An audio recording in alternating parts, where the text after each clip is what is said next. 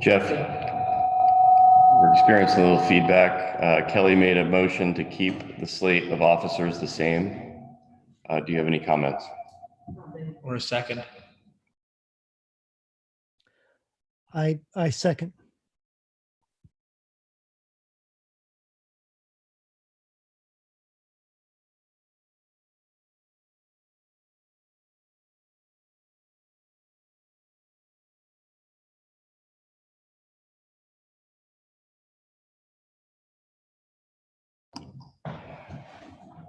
Okay, election of commission officers has been completed. Any questions or comments on the consent calendar or motion to approve the consent calendar? I move that we approve the consent calendar as presented. Do we have a second? I'll second that. Okay, Kelly seconds. All in favor? Aye. Aye. Okay. Accounts paid. Any questions on accounts paid? No questions heard. Motion to approve accounts paid. I move that we approve accounts paid. Okay, do we have a second? I'll second that. Okay, Jeff seconded it. All in favor? Aye. Aye. This hybrid meeting is harder than our normal Zoom meetings. I thought this was a great step in the right direction. Okay, page 39. We're going to start rolling now. Page 39, foul weather trawl, lease amendment. Yeah, so as you can see on my staff report, foul weather trawl has been a tenet of the port for a few years, and we're actually, the lease expired on its term back in September, and we have been working with Sarah on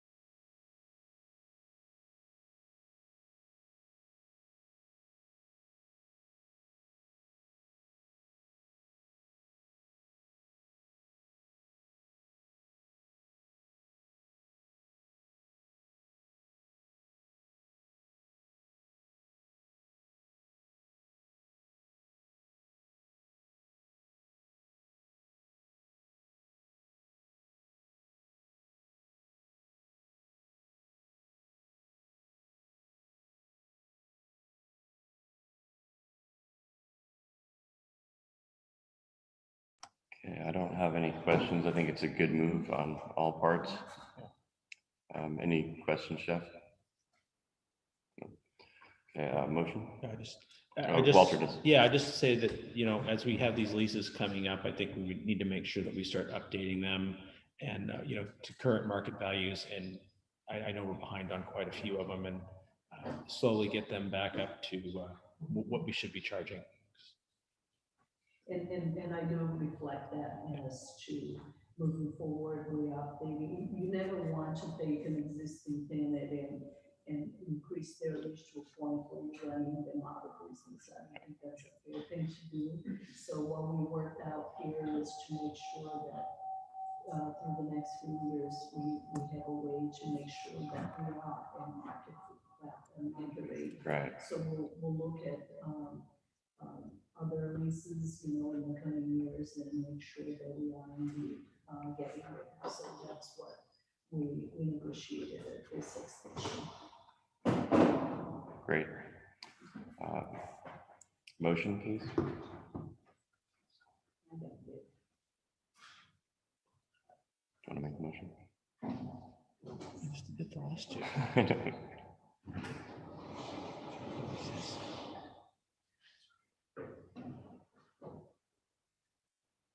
Is Kelly having problems? Jeff, would you like to make a motion? We're having a little technical difficulty on Kelly's computer. Sure.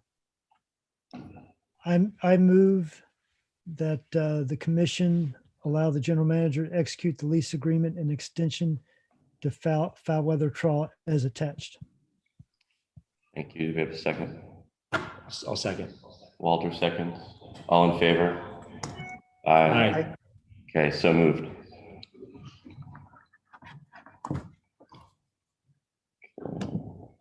You want me to just move forward with the next one? Yeah, let's go right into the next item. MOU with Goplin, Port Dock 1. Paula, page 43. Yeah, so we mentioned, I have mentioned this issue in my report in the past.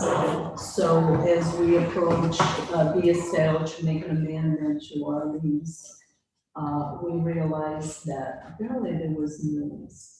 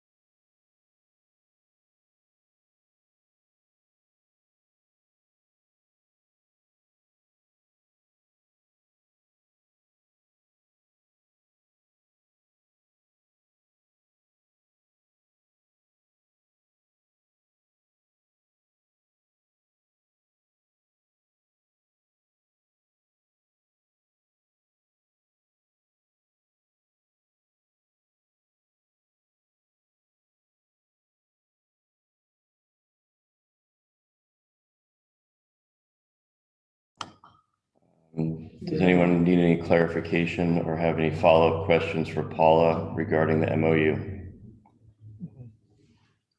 Okay, none heard. Entertain a motion to approve. Ellie? make it. So I recommend, am I, It's okay. Okay. I recommend a motion allowing the Port of Newport and Hans and Janelle Knopflin to enter into a memorandum of understanding as attached, or memorandum as attached.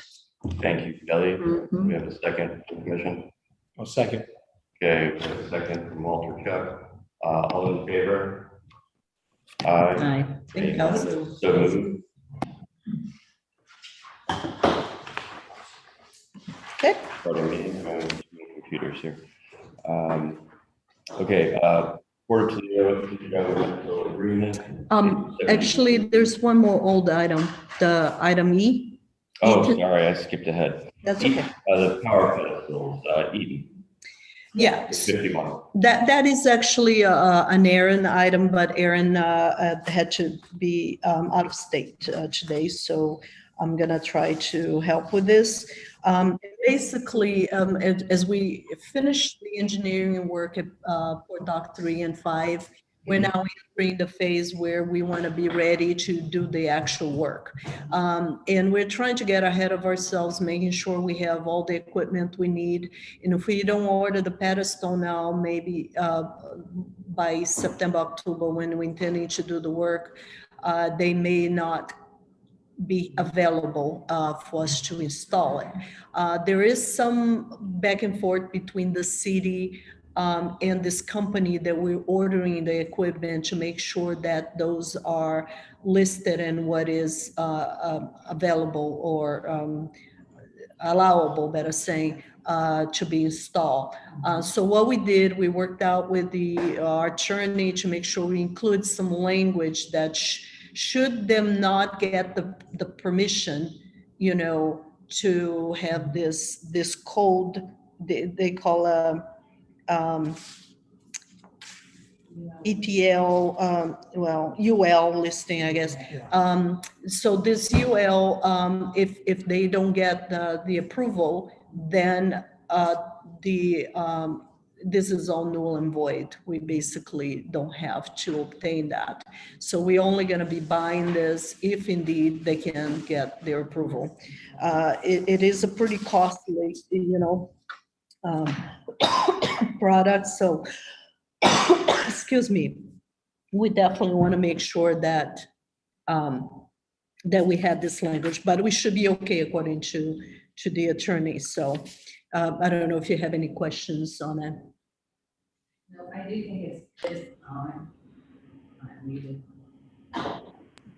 I do like that idea of upgrading to the smart plugs. I think that's real wise to take that extra step. So I'm pleased with that. Yeah. Go ahead, Walter. Do you know if the old twist-on plugs will work with the smart plugs, or do you know, Kelly?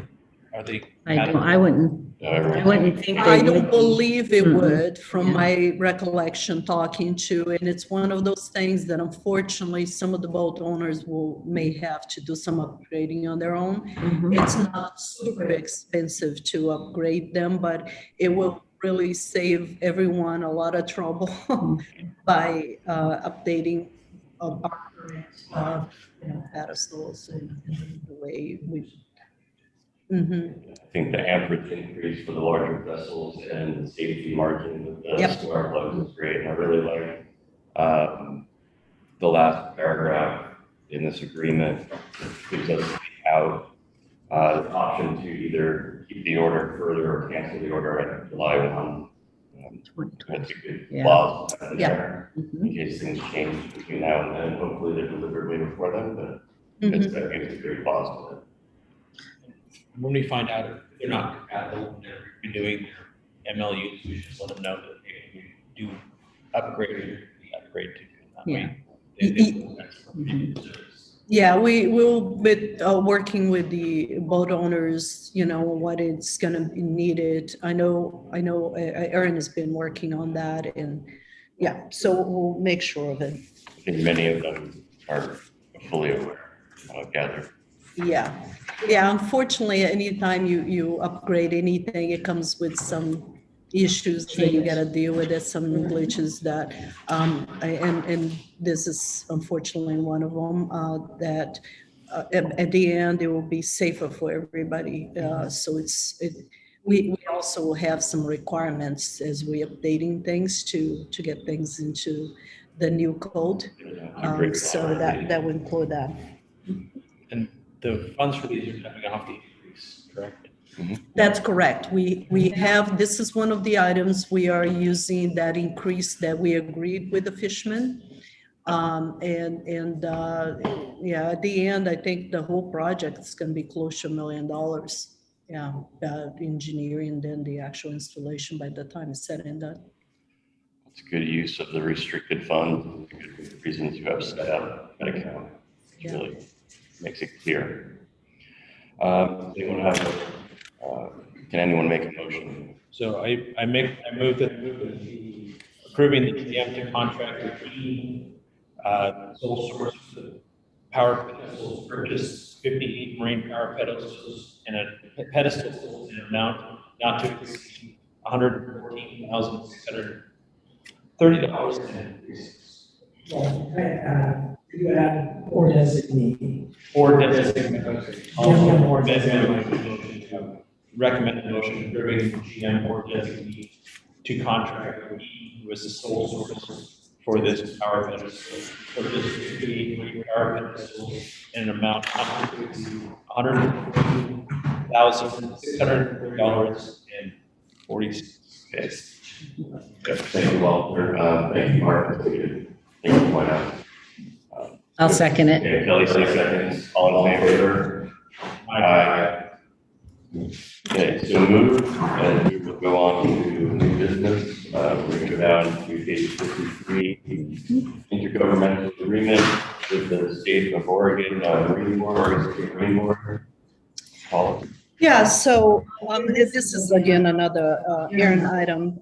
He was working on this, although I did work on this as well. But we have been working with the Oregon State Marine Board, along with all the ports. Quite frankly, they provide us an IGA that it put a lot of burden on us. And so we went back through the Oregon Public Ports Association and hire an attorney out of Portland that deals with a lot of this kind of stuff and trying to implement some language that didn't put as much burden, because originally they really, they would give us some reimbursements for some of the abandoned their boats, but then they would require us to do all this crazy stuff that would cost us money or could cost us money. So anyway, at the end, I think we came up with a better agreement. It still puts some burden on the ports. There are a few things that we have to do, but at the end, I don't think it's a bad agreement. And we have every time, there's only so much money available. Right. I think they are getting some money from the federal government, that not that much, but it will be split with all the ports around that need it. And if you start talking to, especially the coastal ports, every year everybody's spending anywhere from $30,000 to $100,000 in abandoned boats. Anyway, hold on, I think my battery is dying here. Again, technology, right? I apologize, I don't want my computer to die before. Okay, so in the end, we're going to be able to make the request every year, and we have to provide that information ahead. And if they have the funds available, then they'll provide us the funds to for anything that we have removed out of our usually it's the recreational marina. And if they don't have the funds, there's not much we can do there, and then they will come from the port's pocket, which it has been the case and throughout the years. Every year we spend, I mean, this year we're already over 50,000. Last year we're over 50. Last year, and this year we already spent over 20-some thousand, but we already have 3 or 4 boats out there. Most likely we need to be That's this calendar year. Mhm. Yeah. This calendar year, yeah. So anyway, so the IGA basically allow us to get some reimbursement. It's not gonna be for all, but some. Mhm. Every little bit helps. I think it's a great thing. Whenever designated a clean marina, if there's anything that we need to think about as far as complying with clean marina standards. No, we already have the designation. We already have some requirements. It's just that they may be more, on top of it. But it is just something we have to stay on top. Right. So I was looking into the clean marinas. It looks like the recreational side is has been certified. Yeah, Do we need to certify the commercial Commercial? side? I don't know if typically you do that on commercials, because this is a process through the Oregon State Marine Board, and I'll look into it. I haven't heard of any clean marina that is commercial, but I could be completely wrong, that there may be. I'll look into it. Okay. Would anyone like to make a motion at this time? So I'll make the motion. Kelly was making a motion. So I recommend a motion to approve the attached intergovernmental agreement with the Oregon State Marine Board for abandoned and derelict vessel removal. Okay, thank you. Second, I see Jeff's hand. Jeff seconds. All in favor? Aye. Aye. So moved.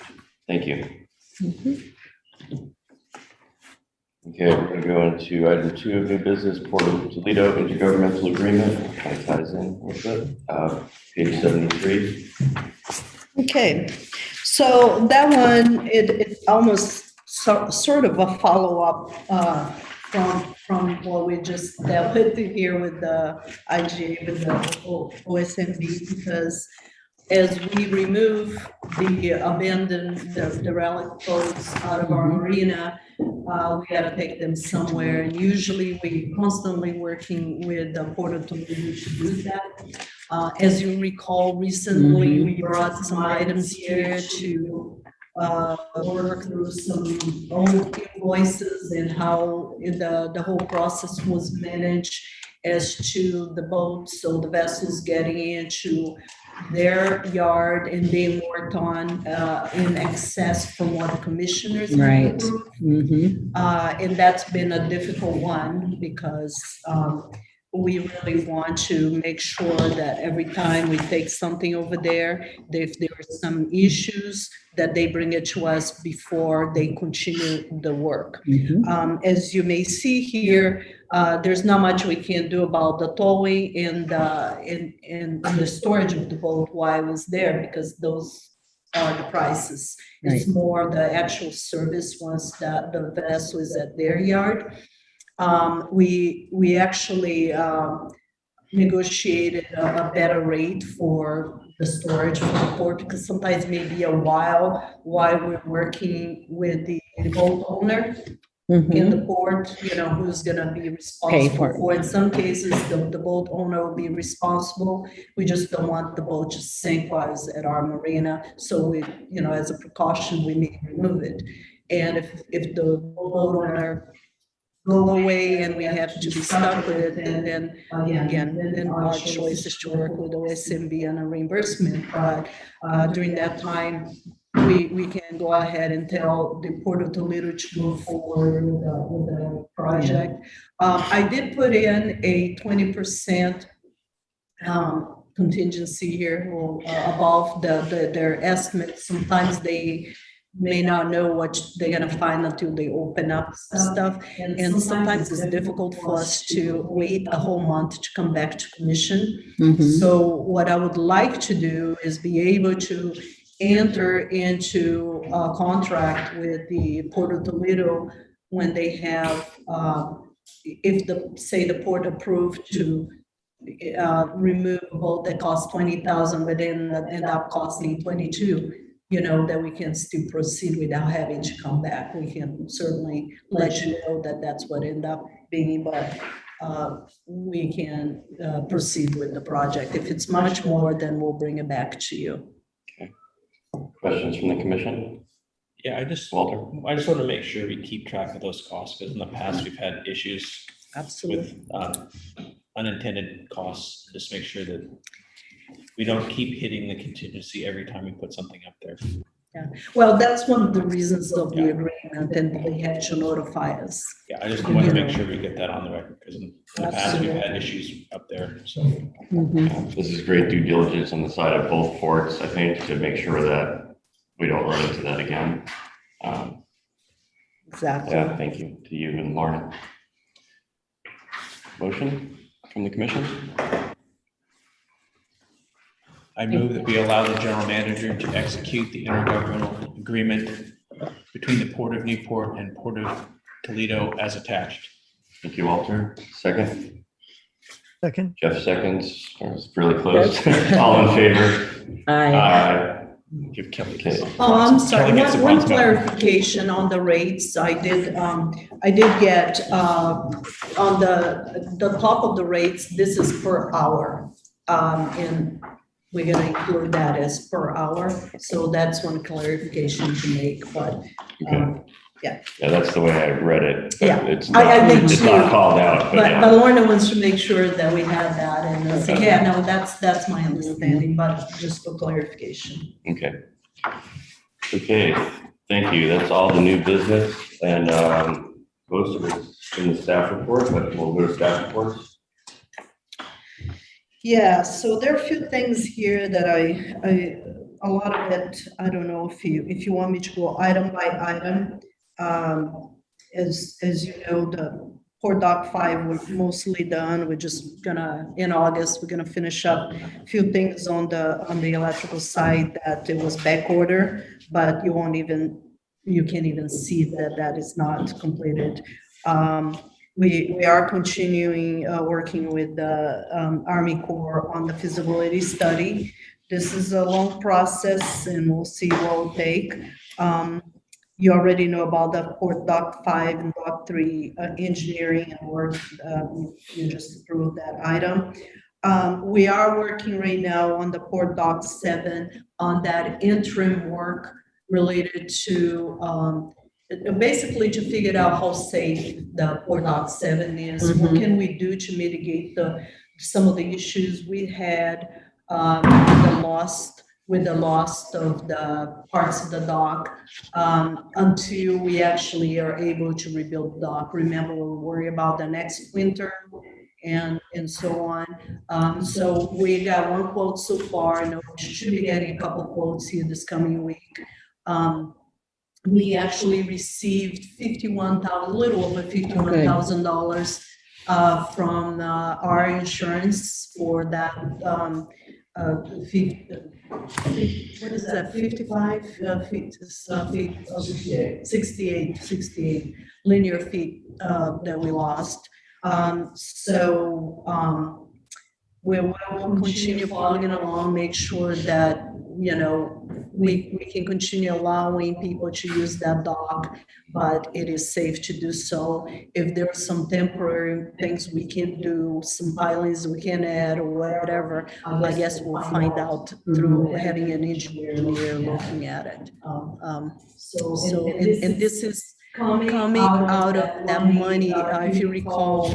We're putting aside now every year, or at least we're starting this year, with $50,000 to start doing some inspection around our properties to avoid the big ordeal we dealt here with the sinkhole. Yeah. We didn't lose, but we spent over $300,000 to fix that problem. And if we have foreseen that coming, maybe we would have done some mitigation. And just FYI, we are finding other sinkholes around the area. They're not as bad and it shouldn't cost as much, but those are the type of issues we're going to be looking at it. But meanwhile, since we already have an issue of a Port Dock 7, we're using some of those funds for that purpose right now. I think those assessments are really important for everything.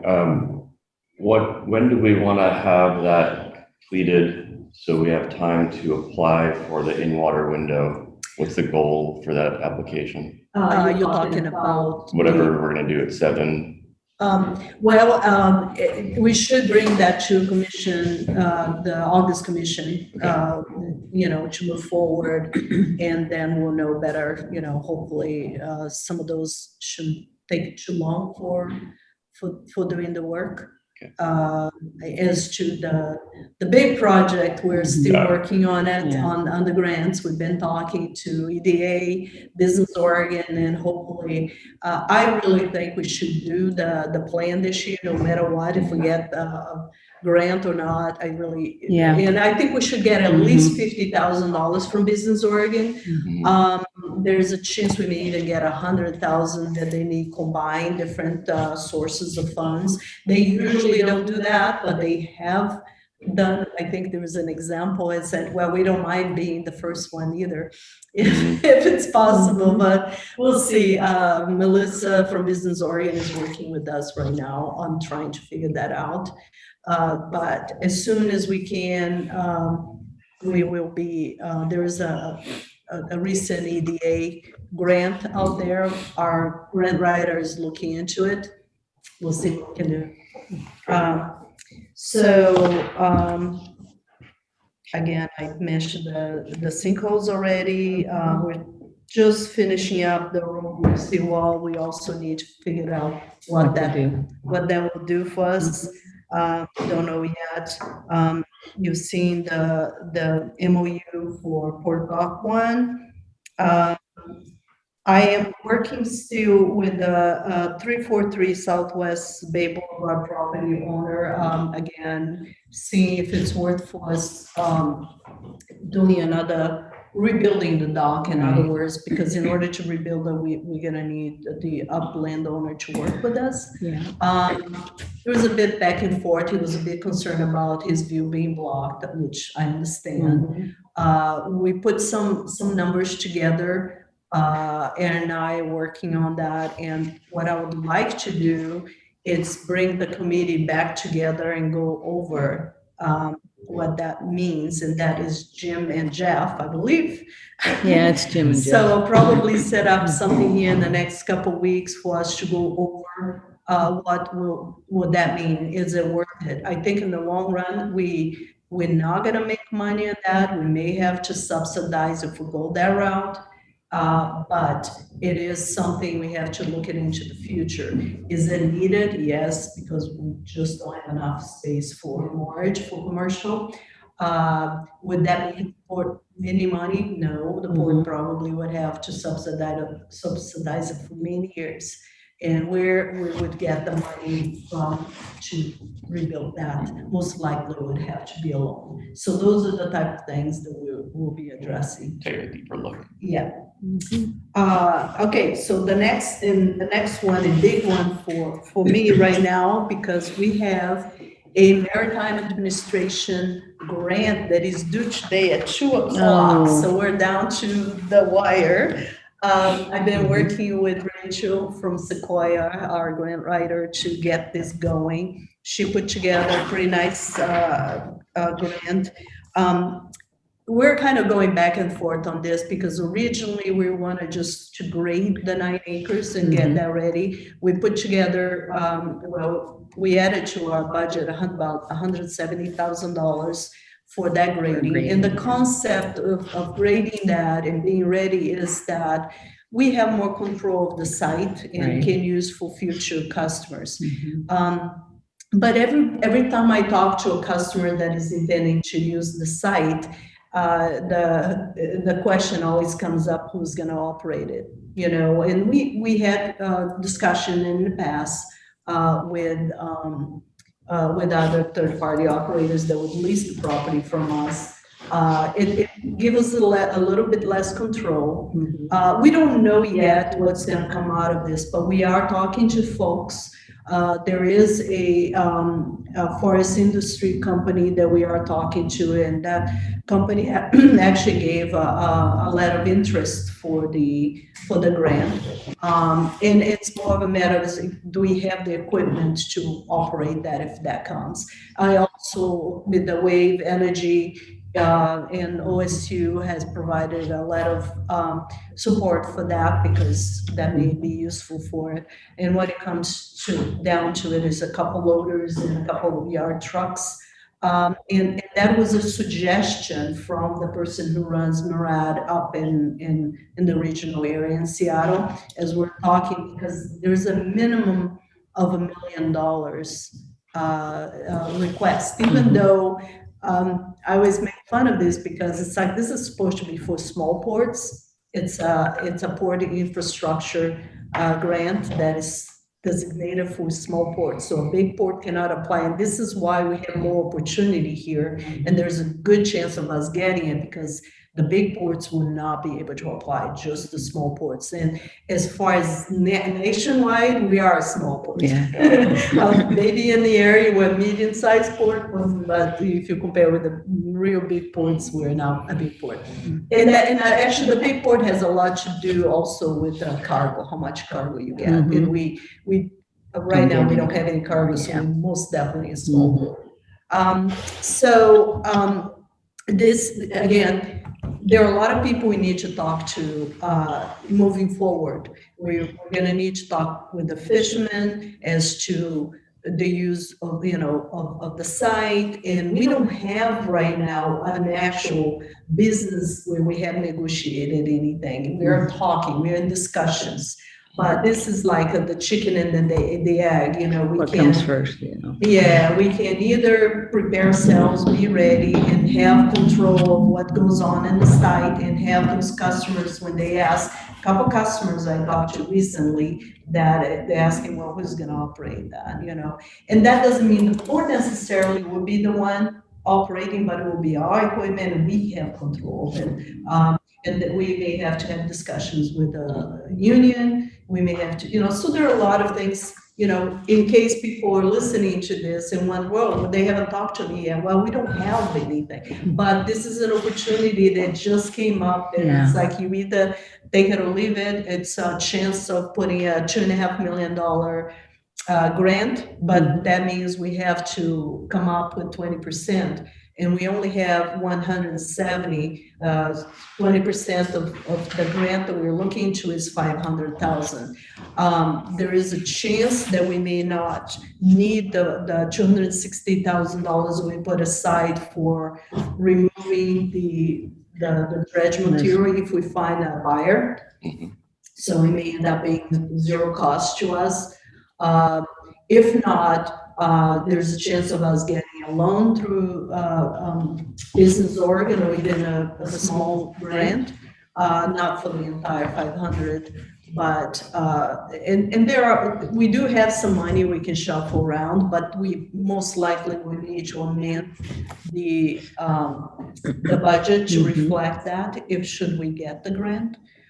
So right now, we need to let them know that we are committing to provide the 20% match should we get the grant.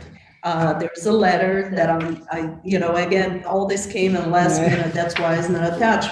We don't need an approval, but at least an understanding that if we sign a letter that we don't want what happened a few years ago with the Tiger Grant to happen again, where we can't find the last time I believe we couldn't find a match. This time it's more of a matter, it's like, can we commit ourselves that if we get apply for this grant, that we will find a way to fund it, to make those funds available. So I just looking at you for either your support, or otherwise we won't apply for this grant. It's ready to go with a click of a button, and then a letter from maybe Jim. So it's your call, whether we apply for this or not. It's just an opportunity. Things could happen, and we could get the equipment and just do the grading and not have the customer. Right. But I think the chances will increase to get a customer if we have it. Right. Any questions? This is a good discussion point for the commission to, talk about the pros and cons. I think it's fairly progressive, and it's future thinking, so it Mhm.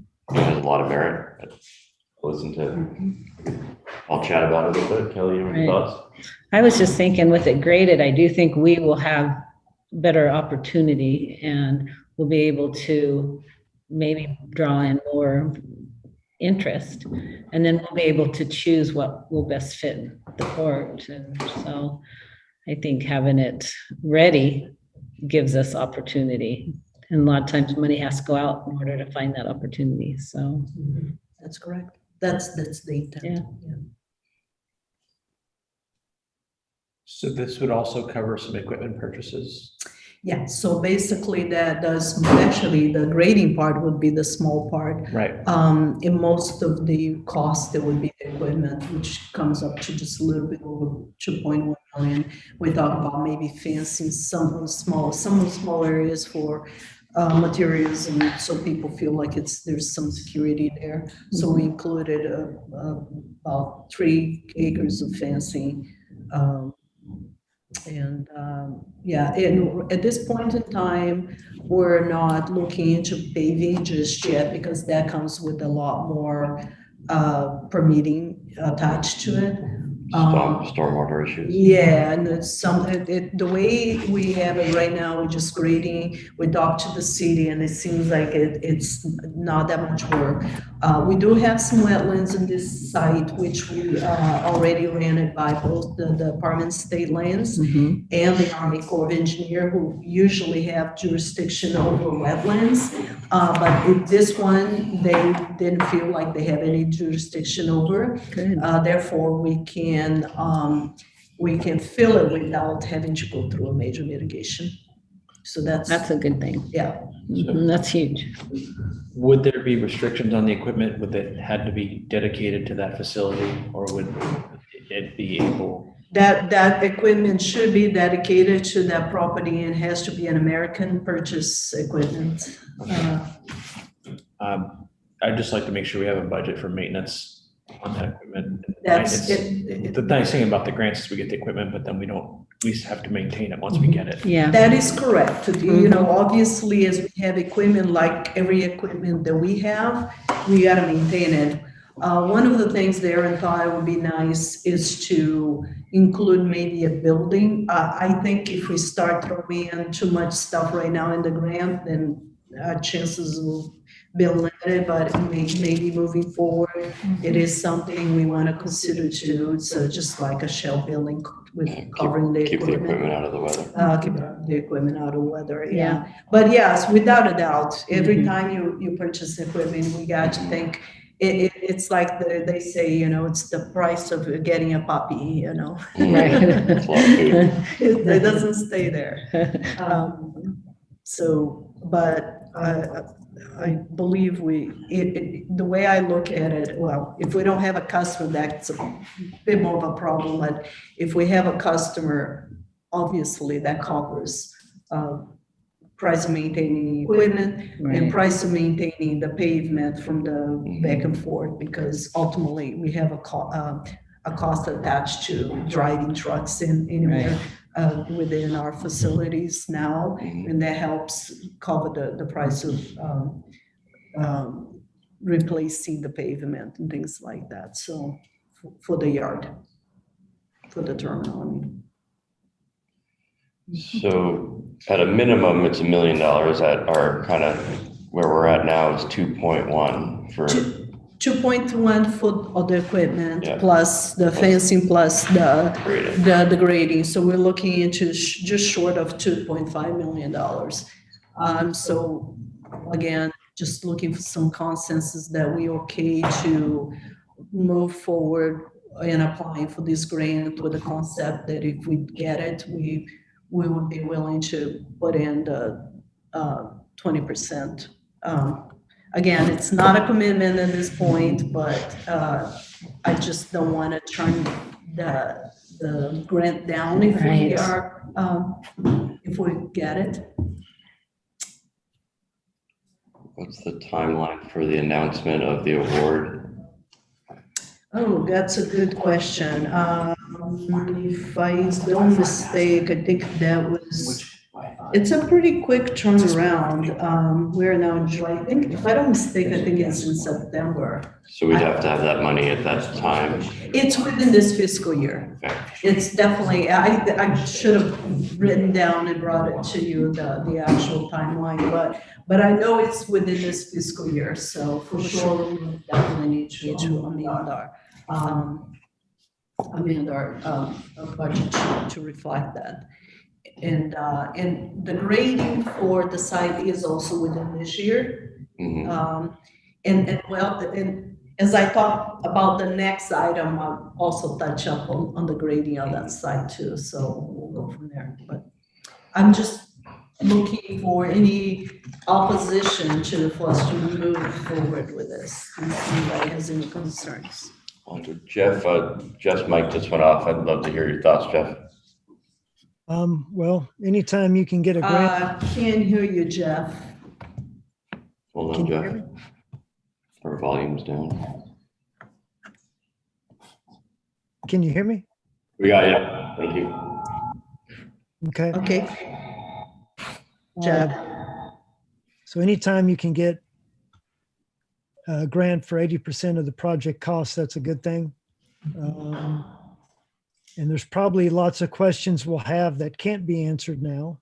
There's not a project, there's not a committed customer, there's not a lot of things that we could really get questions answered that we would have or that the public would have. But this seems like a good opportunity, even with those questions and question marks.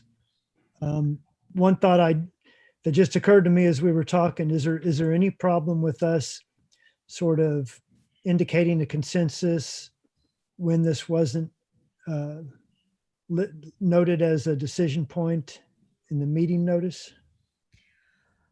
Well, let me turn this down. Basically, well, we're not really asking for an approval. It's just a consensus, and it was an item that I did put it in my report. So it's really your guys' call. Unfortunately, the way this came together, we didn't really have time to add it to. We made a decision that we're gonna apply for this after the agenda was out. And the reality is we have a deadline, so it's not like we can leave until the next meeting. So it's your call. I can't think of opposition Mhm. at this juncture. Okay, I believe it sounds like we have consensus in the room to move forward on this 80% granting opportunity. I appreciate that. So along with the grading of the site, one of the conversations we also have been having is the possibility of bringing the tall ships back into town. I know there's been some controversies in the past. There's still some conversation to be had. We don't have anything ironed out yet. If we do, it's not gonna be an ongoing thing. There's no competition with anyone as far as, the charters and folks like that. And we would like to, once we have a better idea, if anything, is bring them in the mix. Maybe they have some opportunities as well. And Jim and I met with the person who runs the tall ships. It so happens that she moved to Oregon here recently, and she came and visited with us. And we were talking about the ins and outs of doing this. If we do it, most likely will be just about a year from now in the summer, when the fishing boats are out of the terminal, and maybe we'll do it at the terminal because we're not dealing with parking issues and competing with the commercial users at the docks. And if we get our grading done this year, like it's scheduled to do at the 9 acres, that can be the overflow parking, or the general parking for the folks and the people involved with this project can park closer to the terminal. The idea is maybe to do more than just the tall ships, but also some seafood festival type thing and involve a lot of the maritime, folks in general, including fishermen and everybody else. We're going to be having some conversations with the folks that are running the Blue Economy group, because we're talking about doing something like that this year. Seems like it's getting harder and harder to get going with next year. Along with this concept is maybe having, I don't know, 3 to 5 ships here, and we'll see which ones can fit under the bridge. Sounds like all but one, but. Yeah, so she's looking into it. Of course, there are some concerns, we need to figure out gangways for them to access the vessels Right. through the international terminal, which we don't have that right now because the ships will be sitting much lower than, so there are a few logistics that we have to deal with. We're looking into this being a much larger project than we ever had probably, but maybe to showcase our port and our town to folks in the regional area. So obviously we're gonna need a lot of sponsors, a lot of people. We're gonna need to start talking to folks to see if this is even feasible. But maybe Jim wants to say something about what he's taken from our meeting. Sure. A couple of key things compared to past tall ship events we've had here or turned away here. This will be entirely at NIT. It'll be a duration of 3 to 4 days, so it's very succinct. The group's very mission driven. They're very much into education outreach of the history behind the ships, the maritime trades.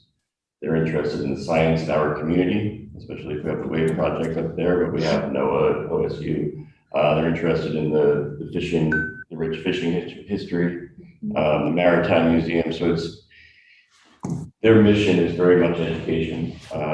It's a pretty interesting group that's very tied to the history of maritime trade and the fact that tall ships were built near here in the past is a good tie.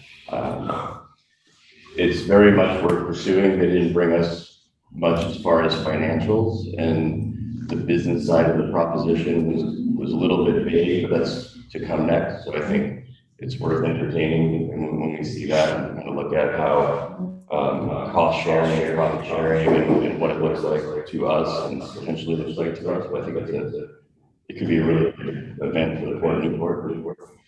Yeah, we are working with another gentleman that came up with this whole idea that he's willing to really get going on the sponsorship with contact folks out there that he's already had worked with it in the past. So hopefully we can figure this out, have a good layout. We're probably talking about maybe if we're gonna move forward with this, see where we are in August and then maybe September, if we decide to move forward, bring a contract with them to commission. If that's, we will need a lot of partners. That's what it comes down to. And we probably would need to put together a committee of folks that would be interested in managing how this will move forward. Port would be the one running with it, but we certainly can designate a lot of people to take on this as well. But I don't know if there's any concerns. Obviously, we don't have much to go by now, but yeah, I think it's worth investigating further. Is this the same group as the former ones, or is it a different group? It's the tall ships. It's not the same ships that have been here in the past. It could be. I think it was the Lady Washington and some other. I think this is not going to be dealing directly with the vessels, but with the Tall Ship Association, the group, which is a nonprofit. So let's see here. Well, besides that, there's a lot of shift in the staff. As you know, Karen has left us to move out of state. And I would like to introduce you to Gloria Tucker. She's our new administrative assistant, and she's replacing Karen. And she comes with some background on recording and things like that at the city of Newport. So we stole her from the city of Newport. And welcome, Gloria. And today's her first day. And so I told her, well, just come to observe the meeting, you know.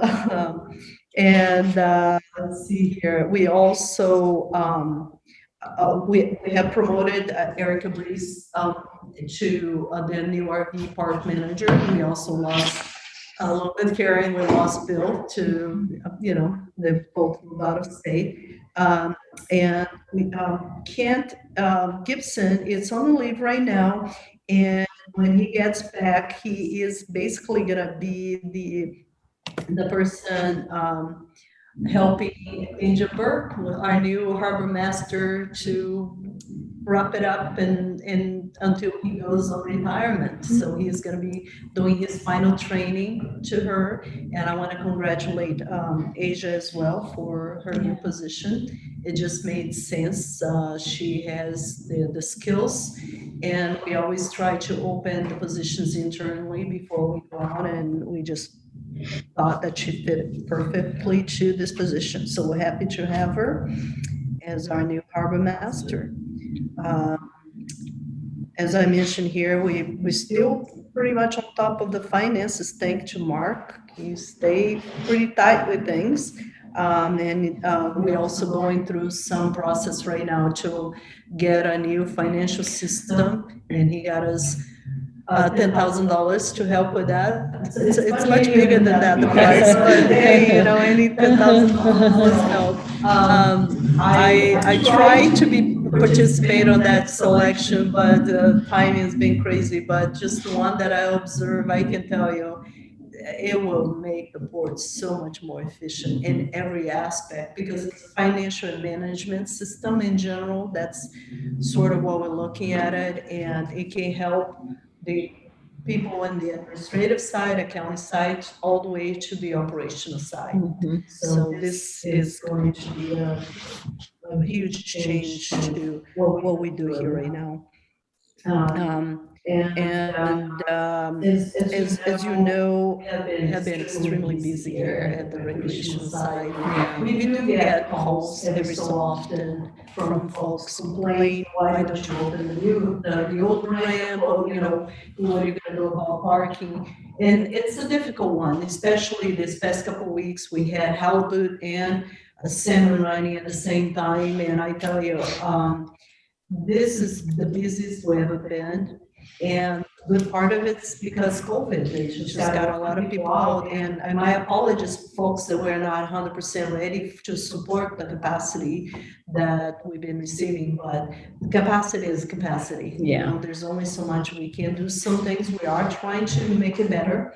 And we'll keep working on that throughout the years. Some stuff we just can't. When this marina was built for a much smaller number of people. Footprint, yeah. Definitely, they didn't think much about parking when they built this. So parking is an issue, and even if we open up the old ramp, which is not that easy because there's, you know, environmental concerns, mitigation, need all types of things need to do attached to that. But even if we did, we would have to find parking for everyone. You know, parking continues being a problem. I'll continue trying to address that as much as we can. It may take time. So I don't know if you have any concerns or about, you know, some of you may have gotten calls. I know there's some issues also with the play tables. We are continuing working with several people right now trying to get funds for additional tables. And we'll continue addressing that. We have been talking to people that use the tables to make sure everybody understands, what their rights are. And as I said, the show here, we're working with a whole bunch of group going after grants, business Oregon, DFW, MARAD, EDA. And we'll continue working on that. Finally, we also are down to the nitty gritty here and getting out a bit on the admin building. As you see attached to my report, we have a letter from the business Oregon saying that they have awarded us a loan. Yep. So whenever we're ready, we can finalize that contract. Obviously, we're not gonna accept that until we make sure that the bid comes within an amount that is agreeable by the commissioners.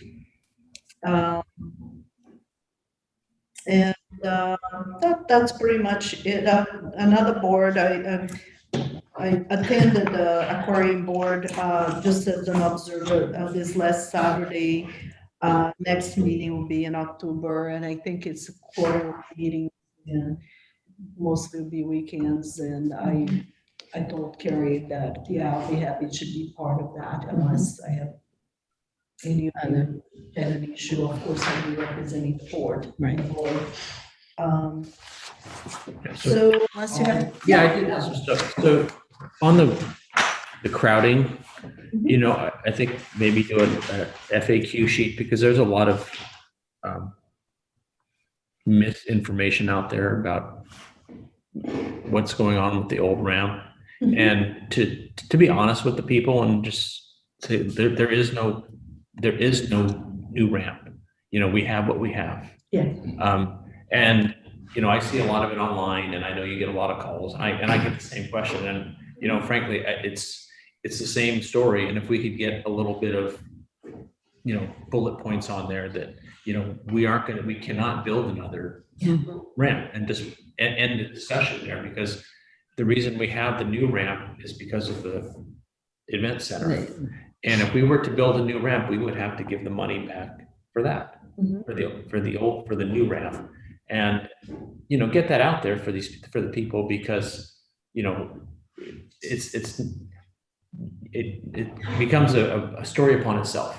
Yeah. And we understand that we are the busiest port, and there's not much we can do about that. I mean, we don't have 16 lanes of traffic in Portland, and there's maybe a dozen days out of the year where it's capacity, and people just have to understand that when we're at capacity, and we can create more room, and financially, does it make sense to flatten Hatfield so people Just so you can have 2 weeks out of the year, you're absolutely right. And just put that out there. And if you want to sit down with Don Mann, because he was here for that too, and we can just say, hey, look, this is what's going on with the sport arena. We're sorry that we're busy. We're sorry that we have the nicest park in the state. What are you going to do? And it's a growing industry. Yeah, no, that's great. Thank you. Yeah, that's a good idea. I'll work something with Angela on getting something out there, maybe on Facebook, and even maybe on a part of our next newsletter as well. Just get some clarify some information to folks that people have a lot of expectation, and we would love to do a lot of things to help people, but it got to make sense. You have to put the money where it makes sense. And right now, as you said, the capacity is the capacity sometimes, and there's just so much you can do. But and I know people say that there's not enough room for their boats and trailers there in the park. We had nothing to do with that. I mean, if you didn't know that. The state marine board just said, here's a blueprint, and they stuck it there, and that's, Oh, is that right? we had no choice on the design. I'm sure it would have been better, and, you know, we knew it was backwards. I mean, there was gonna be some issues when we first did it, but we had no choice because that was what they handed us, so. One last thing, actually, and that again, it came after the agenda was out. I did receive, a letter from the folks, with the, commissions here. The West Coast Seafood Processors Association about reintroduction of otters in the bay, and asking for us to sign a letter that is basically to reconsider that due to how much that will interfere with most of the business here in this particular community, because it's all related to seafood processing, seafood fishing, so on and so forth. I, instead of just signing the letter, I want to make sure that you guys are in support of us to go ahead and sign the letter in support of the reconsideration of the introduction of otters into our bay. So I don't know if you want me to, I'll be happy to post this letter once, you know, into the agenda and into the packet once it's processed. Any comments on that? Yeah, I there's a huge impact to our seafood industry, and I acknowledge that. But I think what isn't put in here and what we need to stress is the possible impacts of loss of access to areas. I know, Jim, you deal with that, and I have friends down in Monterey, and wildlife disturbance is a big issue, and there can be restrictions to boat traffic, whether it's recreational, commercial, or even kite surfing and paddleboarding. And until those issues are ironed out, I don't think we can support that because of the impact to people that use our facilities. You cannot support this letter? Yeah, no, support the auto introduction. No, introduction. I'm very much in forward in signing Yeah, it, but there's yeah. some unintended consequences Yes. that aren't highlighted, and you don't just put them there. Yeah. No. My wife works for Fish and Wildlife Service, and there have been otters that popped up here once occasionally, and the first thing that people want to do is go see them, and that's not allowed. And the Coast Guard and the sheriffs have to tell people to get away from them. You can't disturb them. So it creates a whole Another paradigm of restricted Yes. current. It could lead to restricted areas and lack of access, and that's just not well-intentioned reintroduction. I understand, but before this happens, we need to know all the possible impacts and not have any surprises and unintended consequences. Agreed. So this is all at the feasibility study level right now.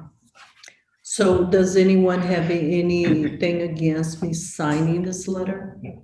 No. I'm going to pull myself out of that just due to my occupation at the aquarium and other conversations that are had at that level. So being on the commercial side, I don't know if that affects, I mean, if there's any kind of discrepancy there, you know, because it does affect us personally. So I don't know if I should, you know, be saying too much either. So I don't know where that goes. I just know that as a port, it will change. I mean, we have the sport fishing. Yeah, I think that we And support a it's- lot of, It's huge, and that would change. So sport side, I won't say anything about the commercial side, but Well, as long as I don't have anyone here, any of the commissioners that says, no, I have a problem with that. I didn't want to just go ahead and sign this Right. support we from appreciate the that. port for the West Coast Seafood, and before getting your input, so. Jeff has a comment. Yeah, as Jim noted, this is, Okay. as Jim noted, this is looking at the feasibility study and the letter just saying that, hey, here's some things that really should be looked at in the feasibility study for it to really look at, as Walter said, kind of trying to project some unintended consequences that could occur. It's not saying, it's not an advocacy letter to do X, Y, or Z. It's saying, hey, these are things that really should be in the feasibility study. It seems like a very reasonable thing to do. I agree. Okay, Lori, any other questions? I think I'm done. If you have any questions on the directors or finance, I think I've tried to add some of their items into my report, but if you have anything else, Mark is here to answer his question. Aaron is not here today, but I can try to answer any questions you may have. One question for Mark, the budget hearing for NOAA. You want to do that early? Under the capital maintenance fund, there'll be a resolution and we'll need to do a supplemental budget. You just mentioned you're going to do that early in this fiscal year, so. Yeah, that's correct. And if we have to do the budget for this other grant anyway, we'll just combine the two, Okay. try to make it all in one shot. Maybe do it as a before or after monthly meeting. Yeah, Or that would- before lunch, I think. that's what I would. That'll be ideal, Okay. Yeah, ideal. So it should be relatively quick. Very Yeah. especially the fact that now we're meeting in person. So, yeah, so any other questions? I do not have any other questions. Commissioner reports. I met with Paula, but she had stated that already regarding the tall ships. Calendar for future considerations, Cast for Kids, August 14th, that's a great thing. Next meeting will be on August 24th at 6 o'clock. We do not have any public comment, and it is 1:26, and I'd like to adjourn the Port of Newport regular monthly meeting. Our first hybrid meeting. First. First of many.